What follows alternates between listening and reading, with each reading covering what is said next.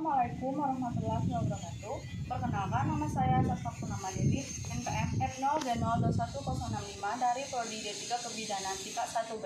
Baiklah, di sini saya akan menjelaskan tentang sejarah perkembangan komputer dari generasi awal hingga sekarang.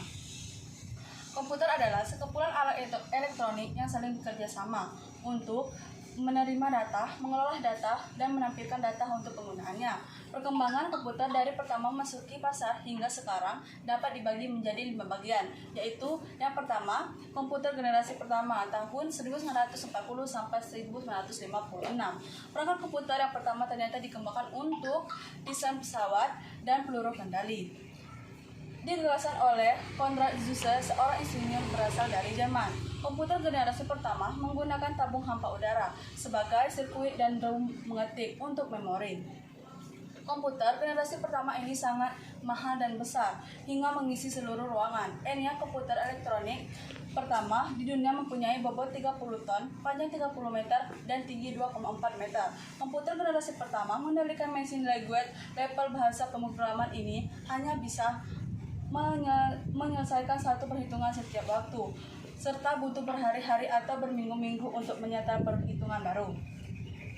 Komputer generasi kedua pada tahun 1956 sampai 1963 diciptakannya transistor. Pada generasi ini mengubah wajah komputer yang dikenal generasi pertama. Transistor menggantikan tabung hampa dan memulai perkembangan komputer generasi kedua. Transistor jauh mengalih tabung hampa dan memungkinkan komputer menjadi lebih kecil, cepat, murah, dan hemat energi dibandingkan dengan pendahuluannya. Selain itu, pada generasi ini juga dilakukan perkembangan memori inti magnetik secara umum. Komputer generasi ini sudah menggunakan bahasa pemrograman tingkat tinggi. Kapasitas memori sudah besar, tidak membutuhkan terlalu banyak listrik, dan proses operasi sudah cepat. Komputer generasi ketiga pada tahun 1964 sampai 1971. Pengembangan integrator sirkuit menjadi penanda komputer generasi ketiga. Dalam pemakaian komputer generasi kedua, transistor membuat komputer cepat panas. Maka komputer generasi kedua mulai ditinggalkan. Kemudian pada tahun 1958, Jack Dinley menciptakan integrator sirkuit chip atau IC.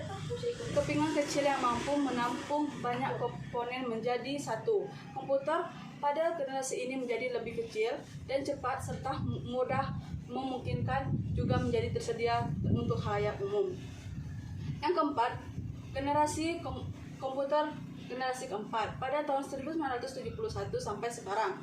Mikroprosesor menjadi terobosan dalam mendatangkan komputer generasi keempat dengan menyatukan ribuan IC ke dalam satu keping silikon. Komputer generasi pertama yang mengisi seluruh ruangan sekarang sudah muat dalam genggaman manusia. Muncullah laptop yang sangat portabel dan dapat dibawa kemana-mana. Seiring komputer kecil ini menguat, mereka dapat dihubungkan untuk membentuk jaringan yang pada akhirnya mengawali perkembangan internet. Baiklah, itulah penjelasan saya tentang komputer dari sejak awal hingga sekarang. Terima kasih. Wassalamualaikum warahmatullahi wabarakatuh.